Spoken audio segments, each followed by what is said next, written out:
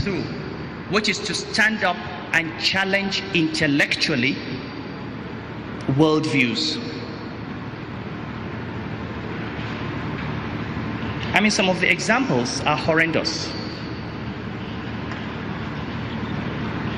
I'm sorry, but a current issue yesterday, if it is true, what I read, 200 people die of meningitis in a state. The governor was asked, and he said, it is God's curse on us for the sins. For the sin of fornication, which apparently does not happen in America, which is why they don't have meningitis. I mean, look, how have we reduced ourselves? What have we done as a people? That we have placed ourselves in this situation where simple things, it's a medical issue. You don't have vaccines, go and find vaccines. Treat those who have caught it. Don't give these kinds of explanations. But this is the mindset. And I have a degree in Islamic law, and I can tell you that that is not an Islamically correct statement to make. But these are the kinds of things that we have. And I think when we talk about a difficult environment, we'll realize that 90% of that difficulty we can address because it's self-inflicted. So how do we attract investment in this environment? Because remember that people still invest in Afghanistan. They invest in Russia, they invest in Iraq. Those environments are not necessarily better or less corrupt or safer than our environment. I think summits such as this are a beginning. I think this attitude that Governor El-Rufai has taken, where he appoints himself the Chief Marketing Officer for Kaduna State, has to continue.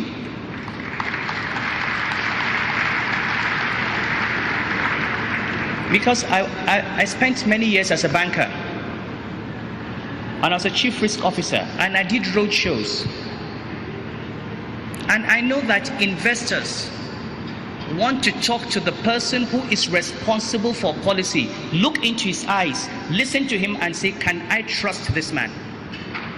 And that is far more important than what they read in newspapers. Forget Boko Haram, forget Niger Delta, forget the politics. If Nasir El-Rufai sits down with investors in New York or London or Abu Dhabi and presents a clear program for re-industrialization of Kaduna Estate, shows how he's bringing electricity, how he's bringing infrastructure, how he's providing the manpower, how he's providing the security, how he's guaranteeing their returns, they will come and invest in Kaduna. But there's no way someone sitting in New York, unless he's extremely diligent, knows even about something called Kaduna. He sees Nigeria. He sees GDP declining. He sees exchange rate policies. He sees the rate of inflation. He sees Boko Haram. He sees, I mean, that is how the world works. The world works on sound bites. And he makes up his mind that, you know, if I'm going to Africa, this is a spot I'm not going into. It's for this summit and for the leadership of this state to actively say, how do I tell the Kaduna story? And you'll have to deal with other issues as well, because Nasir, you have very complex issues with religion. You have Muslim and Christian leaders who have politicized religion, and they make a lot of money out of it. And they don't mind shedding blood in order to maintain those privileges. And you need to confront that establishment. You need to make it very clear that religion is important to our lives. We are all Muslims and Christians, but religion can never be used as a tool for destabilizing our environment, for creating insecurity, and for placing the state at risk. And anybody who does not live by those rules should face the law. Which is why I support you 100% in your commitment to pursue criminally. You know, if you're an imam or a pastor and you shed blood, you are a criminal, you are a murderer.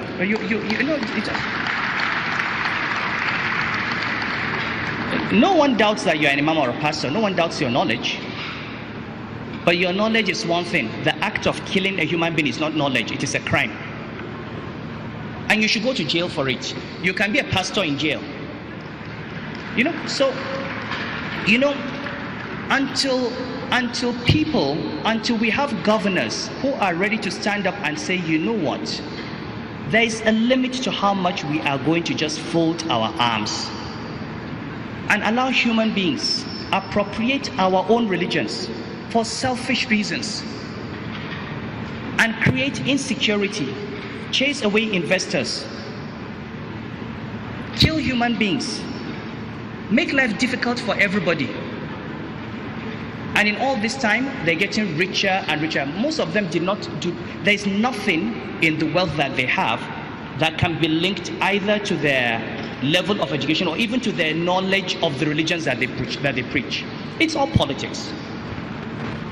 And this is one good thing that I commend you for. I commend you for your investment in education. I commend you for your clear articulation of policies.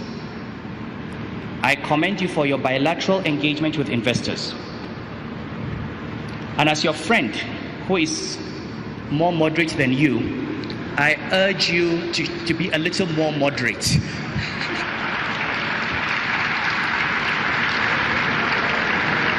To be a little more diplomatic. I have learned over time that we all have to sometimes, you know, we angry by something. There are things that you see that anger you, and you just leave, you know, and face the bigger battles. I know you like fighting every battle. As your friend, I say, identify the big ones, learn to tolerate the small ones. Pass some to your deputy governor.